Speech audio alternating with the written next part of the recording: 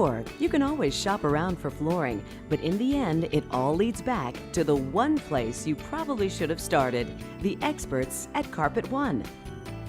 Save yourself the time and the hassle and let Carpet One help you find the right product at the right price. Beautifully installed, guaranteed. Come see the One, Carpet One, on the Business Loop in Columbia.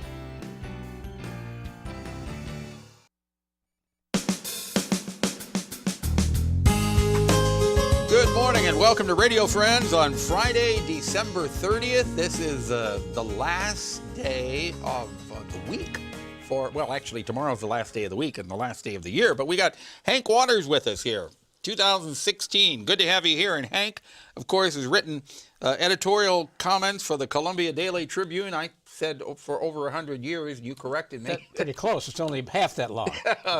But you have been a mainstay in my life every day for many, many, many years, reading your columns, and I so appreciate that. That's really great to know. Does that mean that that's why you turned out so well? I guess. Or why you're having so much trouble in your later life? I don't know, Hank. You can put it any way you want. But, you're kind of a wise guy, and I mean that as a compliment.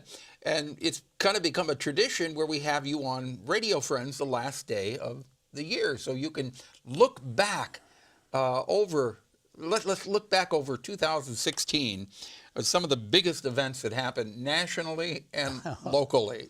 The biggest thing was what? Well, I mean, the election, I suppose, don't you think? I would guess so. Back at the beginning of the year, everybody thought Donald Trump was pretty much of a joke and that there was no way that he was going to or could win the nomination or the presidency. You remember the sort of scenario that everybody imagined was the same one that Claire McCaskill enjoyed when the Republicans nominated a terrible candidate, and therefore it became easy for Claire to win. And many people thought if Trump will just get the nomination, Hillary's there, Hillary's home. Didn't turn out that way. No, it didn't. So that was one of the biggest, I guess, the biggest surprise of the year, would you say? No, I think so. Although many people were beginning to sense that the public was after change, a lot of the public. But did you ever imagine, and you've been around a little bit longer than I have you ever seen an election cycle that was as nasty as this year? We have had nasty election cycles. We have to do a little history, and I don't have all those particular episodes in front of me, but campaigns in the past were terrible, some of them, even with bodily threats. I mean, people were threatening to kill each other, and they were using foul language, and it was just awful. That this year. No, nothing like it has happened to some in the past, although in recent times, I think you're right, this was pretty negative. But you're saying when you go back in the history of elections, they've been pretty foul. They have been. Yeah. Elections is one of the times when we have the latitude, all of us, to express outrageous, angry opinions and get away with it. You're supposed to do that sort of in an election. I thought they did that in Trib Talk. Well, we monitor Trib Talk better than some things that happen in elections. Right.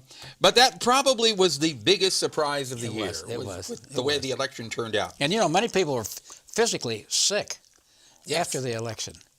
You probably knew some. Oh, yes. And I did. And they just couldn't understand what had happened and how could the public have done this. And, of course, if you step back a few paces, you will say to yourself, this is what the public always does in elections. It makes some kind of a decision that oftentimes is not very predictable. And so we go on. It's a process. The magic of it is that we didn't come to blows and we were able to change leaders without physical harm. Well, what I always like about your columns is you have a rather optimistic look on life and say, basically, well, it's not as bad as you think it is, and things will get better. I think that's right. And the other thing is your mental health will not stand all that pessimism.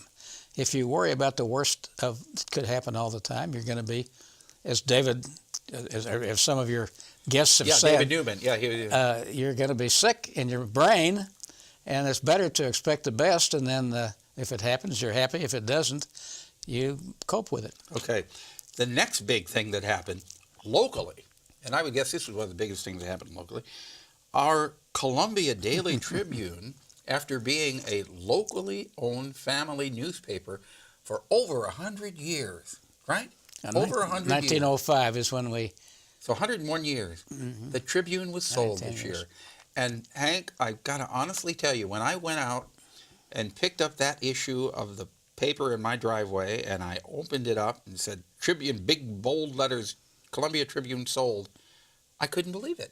I thought I would never see that day. Well, that was a surprise to people because, we'd been there so long. But time comes, it was time to do it. We're all satisfied with the decision.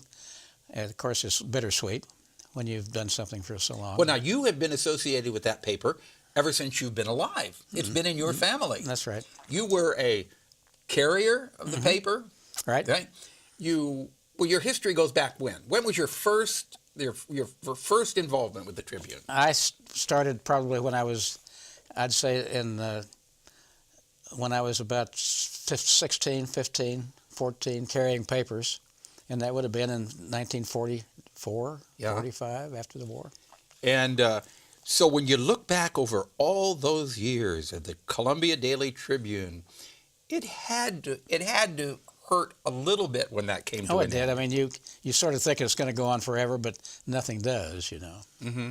But as far as your writing columns in the Tribune, that's going to continue for a long time? I'm still doing it, and I'm not going to do it forever. I was retirement age, even if we'd have been still owning the paper, I would have quit sooner or later because one doesn't want to do it. Can't do it every day. I always thought you and Irene Haskin would be around doing it forever. Well, look what happened to Irene. Good old dear Irene. We all loved her, but she's not with us anymore. Well, she still is with us in spirit. Yes, I'll retire before I die. I can tell you that. Mm-hmm. How many columns have you written now? Oh, the best estimate we have is over 18,000. 18,000 columns. 18,000. It's kind of ridiculous, but there it is. No, I don't think so at all. I find it amazing, and it really is. I told you on the email, the first thing I do, I'd be lost without the Tribune. The first thing I do is I open it up and I look and see the obits. Yeah, that's right. We all do that. Make sure I'm not on there. And then I turn to your column to see what you're talking about. Are you telling me the truth? Do you read my column before you read Trib Talk? Yes, I read your column before I read Trib Talk. Well, you may be the only person. Trib Talk is quite entertaining also. But Hank, we're out of time for today. We could just go on talking forever. It's always a pleasure to have you here. And for me too. I always enjoy it. Yeah, and I do hope you will continue writing for many, many, many more years to thank come. you very much. All right. Hank Waters, Columbia Daily Tribune. It's a pleasure having you. Happy New Year to everybody, right? Yeah. Happy New Year to you. So what do you know what your New Year's Eve column is going to be? I haven't the faintest idea. I like that. You fly by the seat of your pants. We're out of time for today. We'll see you next year, January the 2nd, 2017. Happy New Year to each and every one of you, and thank you so much for listening to Radio Friends and KBIA. Bye-bye.